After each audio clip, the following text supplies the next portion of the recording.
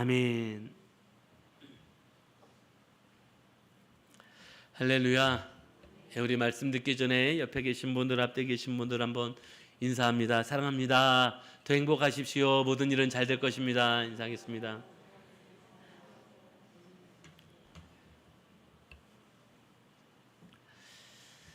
네, 더우시죠? 네, 그래도 여기는 좀 살만하시죠? 네, 요즘 날이 너무 더워서 뭐 온열 질환이나 여러 가지 질병들도 좀 많은 때인데 건강 유의하시고 덥다고 너무 짜증 내지 마시고 네, 필요하면 에어컨도 잘 트시고요. 짜증 내지 마시고 지난 주일을 우리가 맥주 감사 주일로 보냈는데 기쁨과 감사로 이 더위도 잘 이겨내실 수 있는 우리 제작교회 가족들이 되실 수 있기를 간절히 소망합니다. 네, 이제 오랜만에 다시 고린도서 말씀으로 돌아와서 말씀을 함께 하려고 하는데요. 네, 이렇게 뭐 다른 것들이 있는 날 이제 시간이 좀 가니까 오늘도 이제 설교 시작이 이제 좀 늦은 시간에 이제 시작이 되는데 이제 제가 마음이 급해지거든요. 말이 좀 빨라질 수도, 워낙 빠른데 또 더 빨라질 수도 있고 그러니까 이해를 하시고 시간이 늦으면 좀 늦은가 보다. 또 말이 빠르면 또 시간을 맞춰 주시려고 말이 빠른가 보다. 이렇게 은혜로 또 함께 말씀을 들으면 주께서 주시는 또 은혜가 충만하게 또 부어질 줄로 믿습니다. 네, 말씀 이제 함께 할 텐데요. 시간이 좀 지나서 지난 이야기를 잠깐만 하고 가자면, 지난번에 이제 고린도후서 2장의 이야기에서는 어떤 이야기를 하고 있었냐면, 우리가 주의 일을 감당할 때 때로는 내 감정과는 다를 수도 있고 내 뜻과는 다르게 이루어질 수도 있다라는 거예요. 그러나 우리는 어떻게 하면 되느냐? 하나님이 부르신 자리에서 순종하면 된다. 그리고 이렇게 걸어가는 것이 무엇이라고 표현하고 있냐면 그리스도의 향기다라고 지난 마지막에는 그런 표현을 하고 있었습니다. 그래서 향기가 눈에 보이지는 않지요. 향기가 눈에 보이지는 않습니다만은 향기 자체로 강력한 힘을 가지고 있는 것이 향기입니다. 마찬가지로 오늘 우리도 복음의 향기가, 즉 우리가 부르신 자리에서 내 뜻과 내 감정과 상관없이 부르신 자리에서 순종하며 나아갈 때 그리스도의 향기가 풍성해지고 이 시대에 복음의 향기가 가득해질 때 다시 한번 구원, 복음의 역사가 나타나게 된다라는 이야기를 하고 있었고요. 또 이것이 바로 고린도 교회를 향하여 증거했던 사도 바울의 이야기일 뿐만 아니라 이 시대를 살아가는 우리 교회에게도 주시는 하나님의 말씀임을 함께 이야기 나눴던 그런 시간이 이제 지난 고린도서 강해의 이야기였습니다. 이제 오늘 이야기를 하려고 하는데요. 이제 사람이 학습을 하는 건 글을 통해서 학습을 하잖아요. 글을 읽습니다.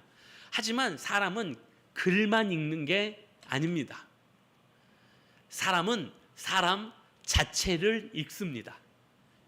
무슨 말이냐면 어떤 사람은 말로 설명하기 어려울 정도로, 그 말로 글로 표현하기 어려울 정도로 삶의 모습을 통해서 우리에게 감동을 주는 사람도 있습니다. 그렇죠? 근데 어떤 사람은 말로는 아주 은혜로워요. 글은 기가 막히게 잘해요. 잘 써요. 그런데 실제 삶을 보니까 저 사람하고는 좀 거리를 두면서 살고 싶다라고 생각이 될 정도로 좀 삶의 모습은 좀 합당하지 못한 그런 삶의 모습을 가지는, 이와 같은 이야기를 시작하면 어떤 추천서라는 단어를 쓰고 있어요. 추천서라는 단어를 쓰고 있어요. 추천서. 그러면서 뭐라고 이야기하냐면 너희는 우리의 편지다라고 말하고 있습니다. 다시 말하면 이거를 조금 더 아주 풀어서 설명을 하면 고린도 교회 성도들의 변화된 삶의 모습이 나의 추천서다. 그리고 그리스도의 편지다라는 말씀을 하고 있는 겁니다. 이걸 이렇게 정리할 수 있어요. 너희는 뭐냐? 살아있는 복음의 편지다라고 말씀하고 있는 거예요. 오늘 이 이야기를 하려고 하는데 우리 삶을 편지로 표현하고 있어요.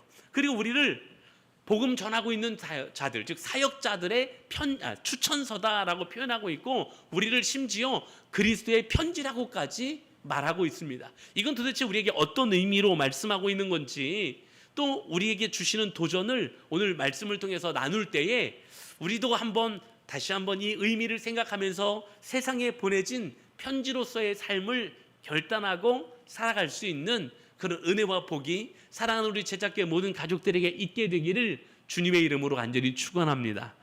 자, 근데 오늘 여기에 말씀드린 것처럼 사도 바울이 여기에 몇 가지 단어가 이제 오늘 몇 가지 단어를 중심으로 좀 가볼 텐데요. 몇 가지 단어가 아주 좀 의미심장하게 던져지고 있습니다. 첫 번째 단어가 추천서였어요. 1절 말씀 보니까 우리 같이 한번 할까요? 시작. 우리가 다시 자천하기를 시작하겠느냐? 우리가 어찌 어떤 사람처럼 추천서를 너희에게 붙이거나 혹은 너희에게서 받거나 할 필요가 있느냐? 자, 이 이야기가 왜 나왔는지는 좀 얘기해야 되는데요. 이 고린도 후서의 배경을 설명하면서 말씀드렸습니다마는 이 고린도 후서가 시작되는 이 즈음 고린도 교회 안에는 사도 바울의 사도성이나 사도됨에 대한 의구심들을 가지고 있었던 때였습니다. 진짜 사도 맞아? 바울이 진짜 사도 맞아? 라고 진짜 이 고린도 교회 안에서 진짜 사도냐라는 의구심이 들 때 왜 그런 질문이 던져졌냐면 사실은 세상적인 기준 속에서 그런 질문을 던지고 있는 것 아니었겠습니까?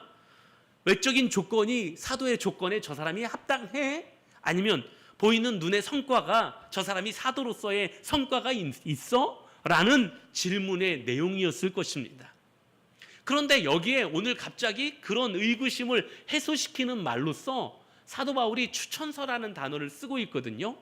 이 추천서라는 단어는 헬라어 원어로 보면 수스타티콘이라는 말인데요. 뭐 이거 헬라어 단어까지는 몰라도 되지만 의미가 한글 의미가 뭐냐면 함께 세운다, 특별히 인정한다라는 의미를 가진 단어입니다. 요즘에도 간혹 추천서라는 걸 쓰긴 하는데요. 아마 뭐 우리 선생님들도 추천서 쓰겠습니다만 저도 이제 목사니까 특히 제가 이 나사렛 대학교 근처에 있고 또 저희 성도님들 중에도 나사렛 대학교에서 근무하시는 분들도 있으니까 또 여기에 취업을 하려고 하시는 분들이나 뭐 이런 분들은 이제 추천서, 목사님 추천서를 받아오라고 하는 경우들이 제법 있어요. 그럼 이제 추천서를 써요. 네, 추천서의 달인입니다. 제가 추천서를 기가 막히게 잘 써요. 네, 하도 많이 써가지고 조교들을 어찌나 많이들 하시는지 제가 추천서의 달인입니다. 네, 아무튼 요즘도 추천서를 쓰잖아요. 그런데 이 시대에, 이 고대 시대에 추천서는 어떤 거였냐면 예를 들어서 낯선 도시를 방문을 합니다. 낯선 도시를 방문하면 저 사람이 누군지 낯선 도시의 사람들은 저 사람이 누구지? 혹 우리를 해하러 오거나 아니면 우리를 정탐하러 온 건 아닐까라는 의심을 먼저 하기 마련입니다. 왜? 정보가 없잖아요. 요즘처럼 정보가 있는 시대가 아니잖아요. 그러니까 배척하는 일들이 벌어지는 거예요. 그런데 그 도시에 갈 때 누군가의 추천서를 가지고 가는 거예요. 저렇게 빡 찍힌 추천서를 가지고 가면 아, 이 사람이 누구의 추천을 받고 여기까지 여행 온 사람 혹은 여기까지 방문하러 온 사람이구나 라는 걸 알고서 그 사람을 환영해주고 환대해주는 일들이 있었다라는 것입니다. 그래서 보통 낯선 도시를 갈 때는 추천서를 가지고 갔다라는 것입니다. 그런데 지금 오늘 본문에서 사도 바울은 뭐라고 이야기하고 있습니까? 난 추천서가 필요 없다라고 이야기하는 거잖아요. 이건 무슨 얘기냐면 사도성을 의심하는 그들에게 나는 사도성에 대해서만큼 추천서가 필요 없어. 왠 줄 알아? 너희들이 내 추천서잖아 라고 말하고 있는 것입니다. 자, 추천서 얘기 조금만 더 할까요? 추천서라는 건 사실 누구한테 받았느냐에 따라서 그 사람의 인맥이거나 혹은 영향력이 있다라는 걸 이야기하지 않습니까? 저도 이제 예전에 미국에 박사과정에 입학할 때 추천서를 받을 때 제가 이제 선교학 쪽으로 공부를 조금 더 하느라고 할 때 학교에서 추천서를 받는데 우리 선생님들한테 추천서를 받지 않았겠습니까? 근데 추천서를 제가 부탁을 하니까 너무 그래도 기꺼이 다들 써준다고 그래서 감사하더라고요. 근데 이왕이면 누구한테 받을까? 선교학 교수한테 받아야 되지 않겠습니까? 선교를 가리키는 학교니까 선교학 교수님한테 받았어요. 또 이왕이면 좀 포지션이 높은 데 계신 분한테 받는 게 좋지 않겠습니까? 그때 당시 총장님이 저 선생님이었었는데 총장님이 저한테 연락을 해서 추천서 써줄 테니까 빨리 오라는 거예요. 그래서 그냥 한순간에 그냥 추천서를 받아서 서류를 이제 제출을 어플라이를 그렇게 했었어요. 이렇게 만약에 제가 드린 말씀처럼 추천서라는 게 사실은 어떤 인맥이나 어떤 영향력이 있다는 표현이 될 수도 있는 건데 지금 사도 바울은 무슨 얘기를 하고 있냐면 복음 사역의 진정한 증거, 복음을 열심히 사역했다라는 진정한 증거는 뭐냐? 사도 자신, 즉 복음을 전한 자신이 아니라 복음을 받아들인 성도들의 삶이 진짜 추천서다라고 이야기하고 있는 거예요. 이게 진짜 증거다라는 거죠. 그래서 이어지는 2절의 말씀에서 이렇게 말씀하고 있는 거예요. 같이 한번 봉독합니다. 너희는 우리의 편지라 우리 마음에 썼고 뭇사람이 알고 읽는 바라. 그래서 이렇게 말씀하시는 거예요. 이건 진짜 너무 아름다운 도전의 말씀이라고 생각되어집니다. 사도 바울은요, 고린도 교회를 향해서 뭐라고 이야기하냐면 너희는 우리 마음에 쓴 편지다라고 이야기하고 있습니다. 그래서 여기에 지금 사도 바울의 정의를 가만히 살펴보면 복음은 문서이거나 뭐 말이 아니라 사람 위에 새겨진 거다라는 거예요. 편지가 종이 위에 쓰여진 것만이 편지가 아니라 어디에 썼다고요? 마음에 썼다라고 이야기하고 있습니다. 마음에 썼고 그 다음에 누가 읽어요? 무사람이, 모든 사람이 읽는다. 이게 무슨 말이냐면 세상은 결국 우리의 말보다 뭐를 먼저 읽습니까? 우리의 삶을 먼저 읽는 것입니다. 정리를 하자면 우린 복음의 사람들이고 복음을 전해야 하는 사람들인 줄로 믿습니다. 그런데 복음을 우리가 들어서 우리 안에 복음이 있다 할지라도 복음을 담고 있는 그릇이 나예요. 내가 복음을 담고 있는 그릇이라는 겁니다. 그래서 내가 세상에 나갔을 때 세상의 사람들은 내 안에 있는 복음을 보기 전에 먼저 뭘 봅니까? 나라는 그릇을 먼저 보게 되어 있는 거예요. 그래서 어떤 경우 나라는 삶의 자체가 복음의 역할을 하지 못하면 세상 사람들은 내 안에 담겨진 복음은 아직 보지 못하고 나라는 그릇만 본 채 복음을 가까이 하지 못하는 경우도 생긴다라는 거예요. 그래서 오늘 사도 바울은 더 강력한 도전을 하고 있는 거예요. 뭐라고 도전하고 있습니까? 사도 바울은 우리의 삶이 복음이어야 한다. 우리 안에 복음을 담고 있는 걸로 끝나는 것이 아니라 우리 복음을 담고 있는 그릇인 우리 삶조차 그릇이어야 한다. 죄송합니다. 복음이어야 한다라는 것을 말씀하고 있는 것이죠. 오늘 이 시대는 그래서 목회자에게 설교보다 뭘 요구하는 시대냐? 삶의 메시지를 요구하는 시대를 살아가고 있는 거죠. 그래서 삶의 메시지가 계속해서 선포되어져야 되고요. 성도들의 삶도 마찬가지입니다. 성도들도 여기서 성도로 끝나는 것이 아니라 세상에 나가서 사람들이 읽는다고 했지 않습니까? 모든 사람이 읽어요. 우리를 만나는 모든 사람이 우리를 보고 읽는다라는 것입니다. 그렇기 때문에 사람들이 읽는 복음의 편지가 되어야 한다라고 말씀하고 계신 것입니다. 그리고 그 교회 성도들은 교회 담임 목사의 추천서인 것과도 같은 것입니다. 다시 말하면 목사로서 황창선 목사의 추천서는 여러분들 제자교회 성도님들의 삶 외에는 없어요. 목사로서 저를 평가하는 기준이 바로 제자교회 성도님들의 신앙의 삶이 어떤가가 목사로서의 저를 평가하는 유일한 기준일 수밖에 없다라는 거죠.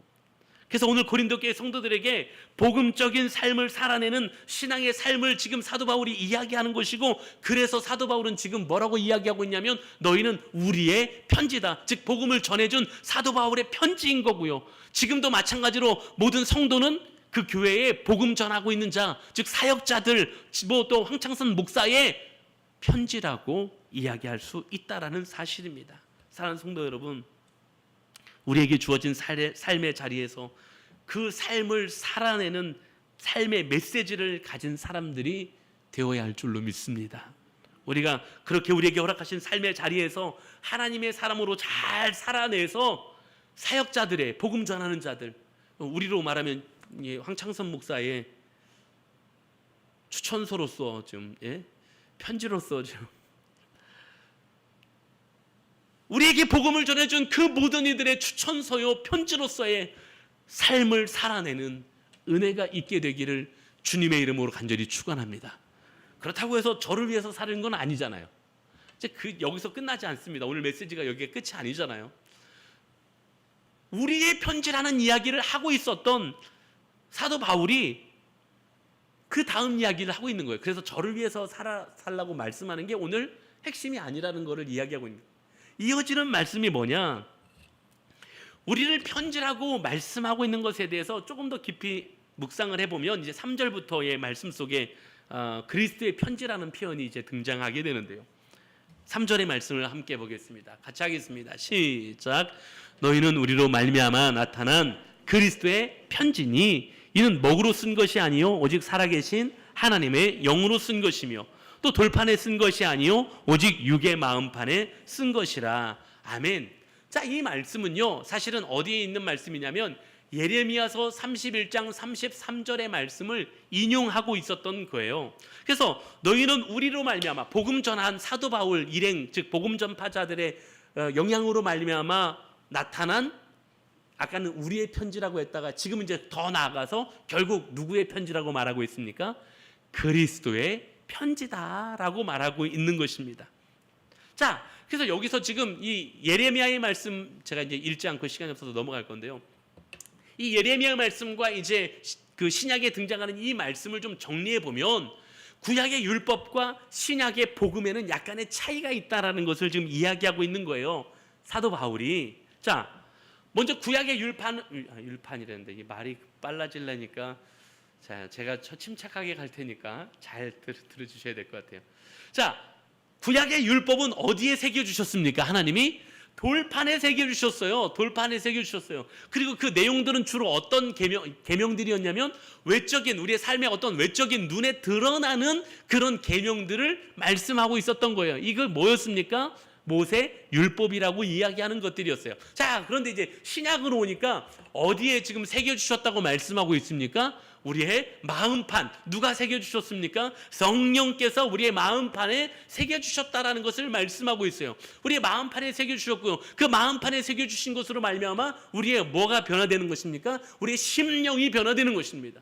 우리의 심령이 변화돼요. 여기서부터 변화가 시작되니까 그 다음에 삶이 변화가 되는, 이 내적인 변화는 어떤 변화냐? 내 삶의 주인이 세상이었는데, 내 삶의 주인이 돈이었는데, 내 삶의 주인이 명예였는데 내 삶의 주인이 예수 그리스도로 변화되는 것이 내적인 변화예요. 성령의 충만함으로, 그래서 성령의 역사하심으로 말미암아 우리가 이렇게 변화되어진 것, 이게 바로 복음이다라는 것입니다. 그래서 복음은 단순한 도덕적인 어떤 개혁이 일어나는 게 아니라 뭐라고요? 사람의 내적인 변화, 내 삶의 주인이 바뀌는 것, 그리고 이것을 바뀌게 하는 능력이 복음의 능력인 줄로 믿습니다. 이게 어디에서 일어난 거예요? 고린도 교회에서 복음을 전했더니 고린도 교회 안에서 일어나게 된 거다라는 것이죠. 그래서 사도 바울은 뭐라고 표현하고 있어요? 그래서 너희들이 진짜 내 추천서야, 내 편지야 라고 그래서 말씀할 수 있었다라는 것입니다. 2022년이죠. 몇 년 전이죠. 한 사람이 간증이 굉장히 큰 이슈가 됐던 적이 있었는데요. 이 사람은 어떤 사람이냐면 살인 죄를 짓고 보스턴 그 교도소에서 아주 오랜 기간 수감 생활을 하던 사람이었어요. 그래서 살인이라는 아주 중형을 저질렀기 때문에 수감 기간이 꽤 길었던 거죠. 근데 이 수감 생활 중에 이분이 복음을 전하는 그 목사님을 만나게 되고요. 거기서 예수를 영접하게 됩니다. 그때 자기가 여태까지 살아왔던 삶이 얼마나 못난 삶이었는지를 깨닫게 된 거예요. 흉악했고 포악했고 너무너무 그 잘못됐던 삶을 살았던 것을 깨닫게 된 거예요. 그리고 이제 예수를 구주로 고백하고 나니까, 복음을 받아들이고 나니까 이 사람이 예수 그리스도를 주인으로 고백한 순간부터 이제 삶이 달라지기 시작하는 거예요. 그동안 막 수감 생활 중에도 제소자들에게 주름 잡던 사람이었었는데 오히려 어려운 제소자들 막 도와주고 돌봐주고 아픈 사람들 돌봐주고 막 이런 일들이 일어나면서 전체 수감 문화 자체가 막 달라지고 있는 거예요. 자, 그러니까 이걸 누가 봅니까? 간수들이 보는 거예요. 또 누가 봅니까? 같은 죄수들이 보는 거예요. 막 보면서, 이런 걸 보면서 야, 저 사람 달라지겠네. 에이, 그래도 잠깐이지. 잠깐 흉내는 낼 수 있겠지. 에이, 그 모범수로 나가려고 잠깐 하는 거겠지. 그런데 몇 년이 지나도록 이 사람이 더 삶이 중심적으로 변하기 시작합니다. 사람들이 이제 고백하기 시작합니다. 나는 잘 모르겠는데 저 사람이 변화된 걸 보니까 뭐 예수 그리스도가 있긴 있는 것 같다고요. 복음이 정말 있긴 있는 것 같다고요. 그래서 많은 사람들이 예수 믿는 자리로 나오게 됐습니다. 이 사람이 드디어 출소를 하게 된 거예요. 출소를 하고 출소하면서 나는 평생에 복음을 위해 살겠노라는 결심을 하게 됩니다. 그리고 이 사람이 한 공동체를 만드는데 Living Letters Ministry라고 해서 편지로 사는 사역 팀을 만들게 됩니다.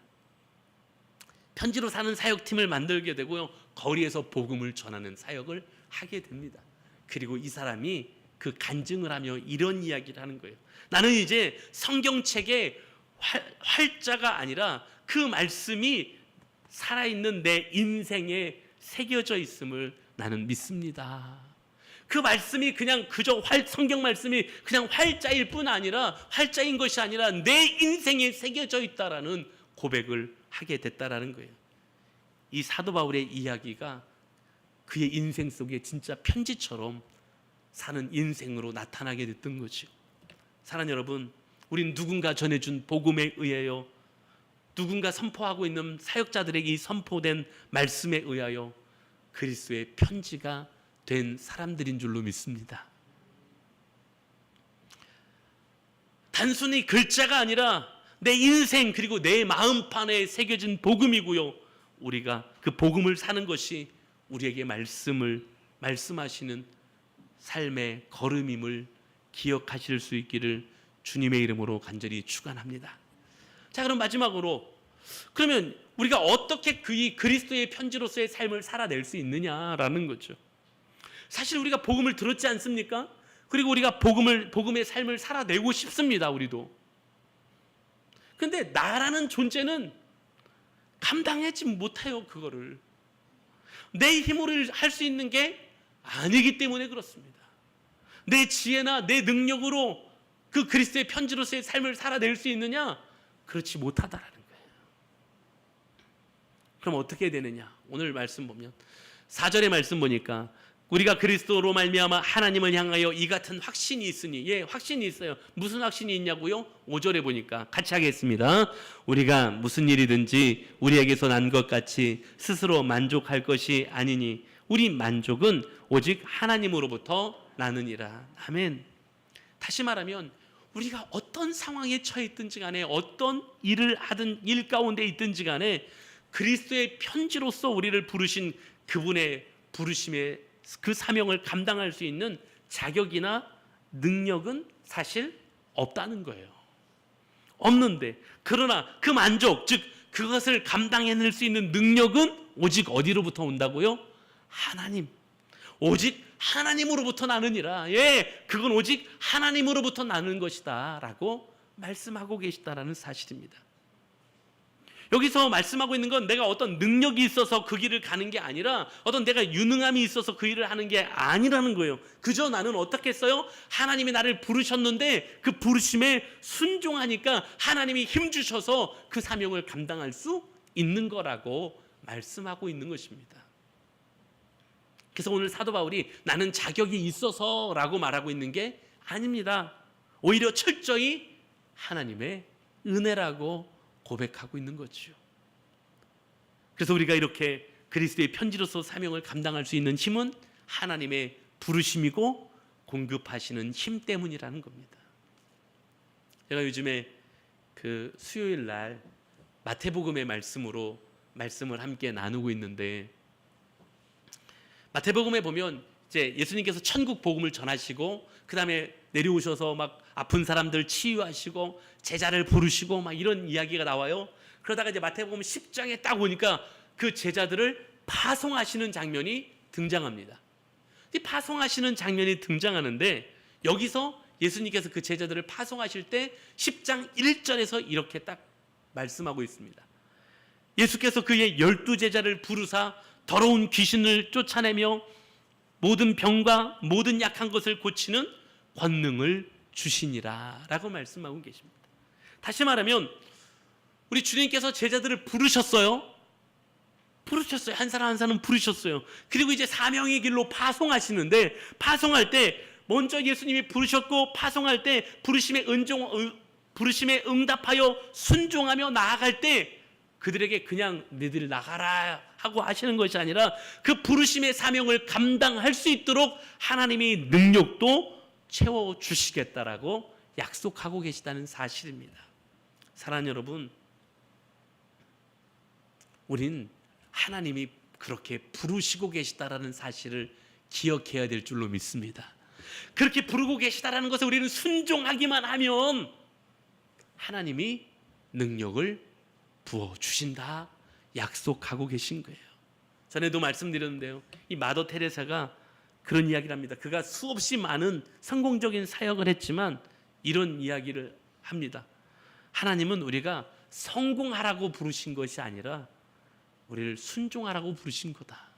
하나님은 우리의 성공을 원하시는 게 아니라 우리의 순종을 원하신다라고 이야기했어요. 그래서 그가 늘 이렇게 고백합니다. 내가 자격이 있어서 그런 사역들을 했던 게 아니라, 내가 능력이 있어서 그런 사역들을 한 것이 아니라, 나는 그냥 순종했을 때, 하나님이 나를 부르심의 자리에 순종했을 때 나를 그 자리에서 사용하신 것 뿐이었다라고 고백하는 것이죠. 사도 바울이 이와 똑같이 고백하고 있는 겁니다. 자격이 없지만 부르심에 순종했더니, 오늘 우리도 동일한 고백을 할 수밖에 없는 겁니다. 난 자격이 없지만, 난 능력도 없지만, 힘도 없지만 그저 하나님이 부르실 때 그 부르심의 자리에 순종하면 하나님은 우리에게 능력을 주셔서 세상 속에서 그 편지로서의 사명을 감당하게 하신다라는 것입니다. 그러면서 마지막 이어지는 6절에 우리를 부르고 계신 그 부르심에 대하여 새 언약의 일꾼이라는 표현을 쓰시면서 이제 우리를 구별하여 부르고 계신데요. 6절 말씀 한 번만 같이 하겠습니다. 마지막 시작. 그가 또한 우리를 새 언약의 일꾼 되기에 만족하게 하셨으니 오직 영으로 함이니 율법 조문은 죽이는 것이요 영은 살리는 것이니라. 아멘. 여기서 사도 바울이요, 하나님이 부르시는 부르심의 일꾼, 즉 사명자를 뭐라고 표현하냐면 새 언약의 일꾼이라고 이야기하고 있습니다. 여기는 뭐냐면 이 하나님의 부르심의 방향과 본질이 무엇인지를 아주 잘 이야기하고 있는 거예요. 이전의 신약의 내용들을 가만히 한번 생각해 보세요. 종교 지도자들이 누구였습니까? 바리새인들, 서기관들, 다 이런 사람들이 종교 지도자들 아니었습니까? 그들의 공통점이 무엇이었냐면 한결같이 율법에 밝은 사람들이었어요. 외적인 것에 밝은 사람들, 그것을 중요하게 생각했던 사람들이었어요. 형식을 중요하게 생각했던 사람들이었어요. 그래서 그들의 본질은 거기 있었어요. 형식을 깨트리면 그건 안 되는 거였어요. 외적인 것들을 깨트리면 안 되는 거였어요. 그런데 지금 바울은 뭐라고 언급하고 있냐면 새 언약의 일꾼. 새 언약의 일꾼은 무엇입니까? 아까 구약의 율법과 신약의 복음의 차이를 말씀드렸던 것처럼 새 언약의 일꾼은 성령의 충만함으로 마음판에 새겨주신 그 복음을 기억하면서 주인이 바뀐 예수 그리스도로 주인 삼은 사람들이 나아가서 외적이고 형식적인 것이 문제가 아니라 가장 중요한 것이 무엇으로 여기는 생명을 살리는 것을 가장 중요한 것으로 여기는 하나님의 사람, 하나님의 일꾼을 지금 사도 바울은 이렇게 새 언약의 일꾼으로 표현하고 있는 것입니다. 그리고 오늘 우리를 그렇게 부르고 계신 줄로 믿습니다. 성령의 충만함으로 우리 마음판에 복음을 새기셔서 하나님이 힘을 주시고, 그러므로 우리에게 주인이 누구로 바뀌었어요? 예수 그리스도로 우리의 주인이 바뀐 내적인 변화가 생겨났고, 이제 부르심에 순종하여 세상으로 나갈 때 그리스도의 편지로서의 사명을 감당하게 하시는 것. 그래서 우리를 새 언약의 일꾼으로 부르고 계신 줄로 믿습니다. 뭐가 본질이니까? 생명 살리는 것이 본질이니까. 지금도 건물이 중요한 것이 아니고요, 지금도 물질이 중요한 것이 아니고요, 지금도 어떤 형식이나 어떤 모습들이 중요한 것이 아니고요, 지금도 주님은 우리를 향하여 생명 살리는 것이 본질이라고 말씀하시면서 우리 가슴 속에 복음을 새겨 세상으로 그리스도의 편지로서의 사명을 감당하라고 파송하고 계신 것을 기억하며 오늘 우리에게 주신 자리에서 영혼을 살리는 그 사명을 오늘도 감당해가는 하나님의 백성들이 되실 수 있기를 주님의 이름으로 간절히 축복합니다. 제 말씀을 마치도록 하겠습니다. 요즘에 그 컴퓨터가, 제가 이제 컴퓨터를 쓰고 있는 게 이제 목양실에서 쓰는 컴퓨터랑 이제 노트북이랑 이런 걸 쓰고 있는데, 얘네들도 이제 저랑 같이 나이를 먹다 보니까 빨리빨리 안 돌아가요. 그래서 이제 바꿀 때가 돼가는구나 이제 생각은 하고 있는데, 좀 이제 급하게 좀 써야 할 일이 있어서, 일단은 목양실은 제가 여기 앉아 있으니까 이제 목양실에서는 좀 얘가 좀 더디게 돌아가도 제가 좀 기다릴 수 있으니까 목양실은 다음으로 하고, 노트북을 빨리 좀 바꿔야 되겠다 이제 생각을 했는데, 뭐 이렇게 지출이 크잖아요. 그러면 그래서 제가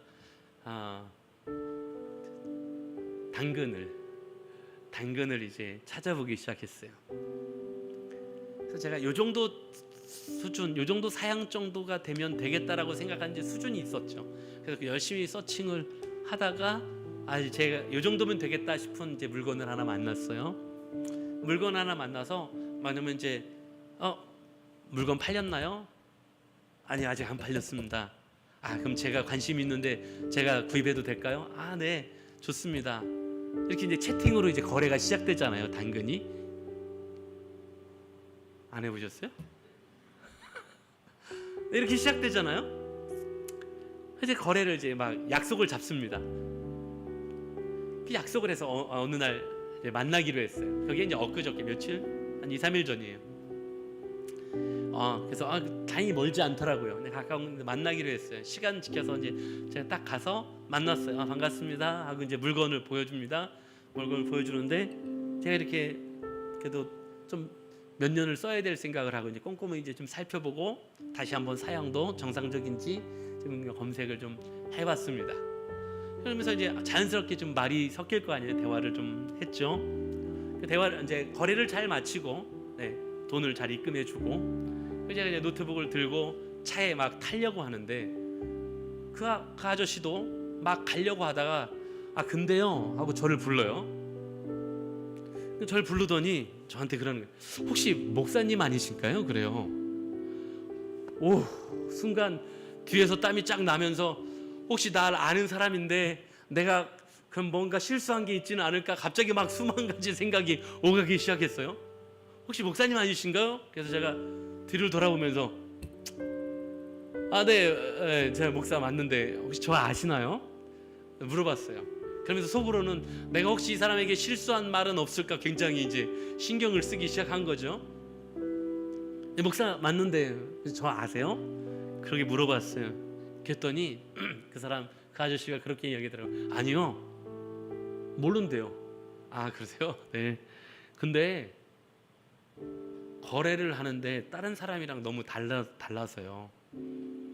그래서 처음부터 이분은 혹시 목사님이실까? 라는 생각을 했다는 거예요. 마음속으로만 내내 생각하다가 얘기를 안 하고 가려다가, 그래도 혹시나 궁금해서 가는 길에 저 혹시 목사님이신가요? 하고 저한테 물어봤다는 거죠. 그 이야기를 마치고서 차를 타고 집으로 돌아오는 내내 가슴이 쿵쾅거렸어요. 몇 가지 생각이 들었어요. 첫 번째 생각은 진짜 잘 살아야 되겠다. 조심해서 잘 살아야 되겠다. 두 번째 생각은 내가 뭘 실수한 건 없겠지. 근데 마지막 생각에 하나님이 저에게 주시는 위로였어요. 그래도 내게서 조금이나마 목사 향기가 있었다니 감사하다.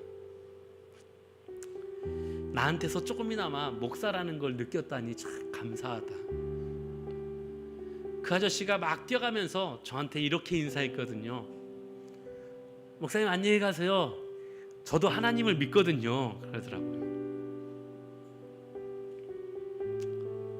오늘 이야기를 마무리하면서 바울은 오늘 매우 어수선한 고린도 교회에게 편지를 보내고 있거든요. 그 어수선한 교회한테 뭐를 이야기하냐면 다시 교회다워야 한다고 이야기하는 중입니다. 그 교회다워야 하는 본질이 뭐냐? 건물이 아니고요. 너희들이 세상에 보내진 그리스도의 편지다. 이게 건강한 교회다움이라는 이야기를 하고 있는 거였습니다. 사랑하는 여러분, 우린 누군가에게 읽히면서 세상을 살아갑니다. 우리 말보다 삶이 먼저 읽히고 있고요, 우리 조직보다 사람이 먼저 읽히고 있습니다. 우리가 가진 어떤 프로그램보다 복음의 향기가 먼저 읽히고 있다는 사실입니다. 그런데 이 시대는요, 사실 복음의 편지를 기다리고 있는 시대입니다. 이 세상은 복음의 편지가 필요한 세상입니다. 그리고 오늘 우리를 그렇게 부르고 계신 겁니다. 너희가 교회된 건 뭐냐면, 너희가 진짜 교회인 이유는 뭐냐면, 세상에 나가서 그리스도의 편지로서 살아가는 것이 너희가 진짜 교회인 이유라고 말씀하고 계신 거라는 겁니다. 사랑하는 여러분, 오늘 우리를 다시 그렇게 부르고 계십니다. 새 언약의 일꾼으로서. 거기에 조금 더 보태면 황창선 목사의 추천서이기도 하고요, 그리스도의 편지로서 오늘 나를 그렇게 부르고 계심을 기억하며 부르신 자리에서 순종하며 나가겠습니다. 저는 자격도 없고 저는 능력도 없지만 하나님 힘 주셔서 세상에서 나를 통해서 그리스도를 세상 사람들이 읽을 수 있는 그리스도의 편지로서의 사명을 감당해 갈 수 있도록 도와주시옵소서. 우리 시간이 좀 갔으니까 바로 함께 기도할까요? 오늘 말씀 생각하면서 함께 기도하겠습니다. 주님, 그렇게 그리스도의 편지로서 파송하고 계신 우리들을 기억합니다. 주님, 힘 주시고 능력 주시고 감당해 갈 수 있게 하여 주시옵소서. 우리 간절한 음성으로 말씀 생각하며 함께 기도하겠습니다. 다 같이 기도하시겠습니다. 사랑이 많으시고 은혜로우신 하나님, 감사합니다. 오늘도 우리에게 귀에 들려주신 이 귀한 말씀들을 깨닫습니다. 하나님이여, 우리에게 주신 이 말씀 안에서 하나님, 우리에게 아버지 하나님, 복음의 편지로서 그리스도의 편지로서 부르고 계신 하나님의 이 귀한 구전의 말씀을 가슴속에 새기게 하여 주시옵시고, 우리 안에 주님의 마음을 허락하여 주시옵시고, 그래서 세상에 나가서 아버지의 그리스도의 편지로서의 사명을 감당케 하여 주시옵소서. 나는 자격이 없지만, 나는 능력이 없지만, 그러나 내가 순종하며 나아갈 때에 하나님께서 내 안에 능력을 채우시고 지혜를 채우시고 일하여 주실 것을 기억합니다.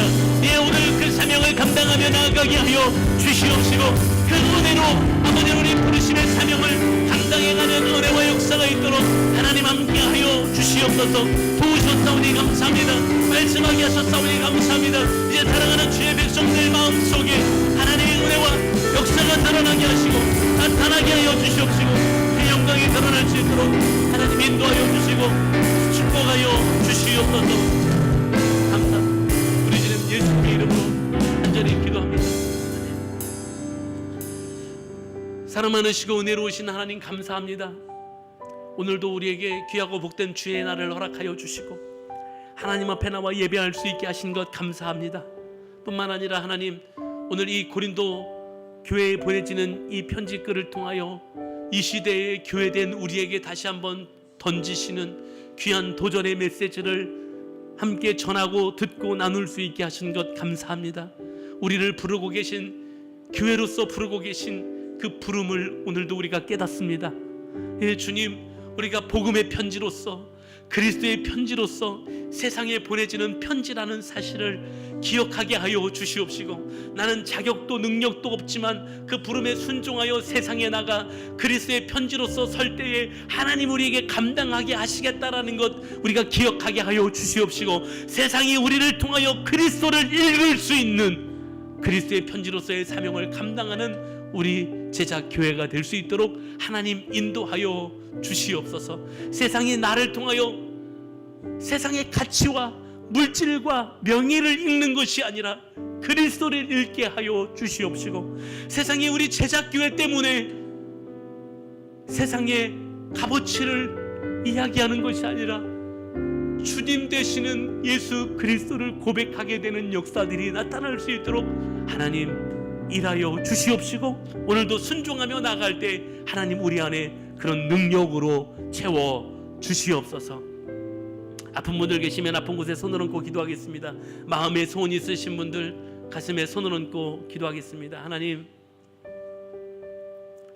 우리 오늘도 주님 앞에 나와 예배하지만 우리 육체의 연약함으로 또 우리 마음의 연약함으로 힘겨워하며 또 질병으로 고통받는 분들 계시지 않습니까? 이 시간 치료의 하나님 깨끗이 고쳐주시고 건강함으로 주님을 영화롭게 예배하는 자들 될 수 있도록 하나님 도와주시옵소서. 마음에 소원이 있어 가슴에 손을 얹었습니다.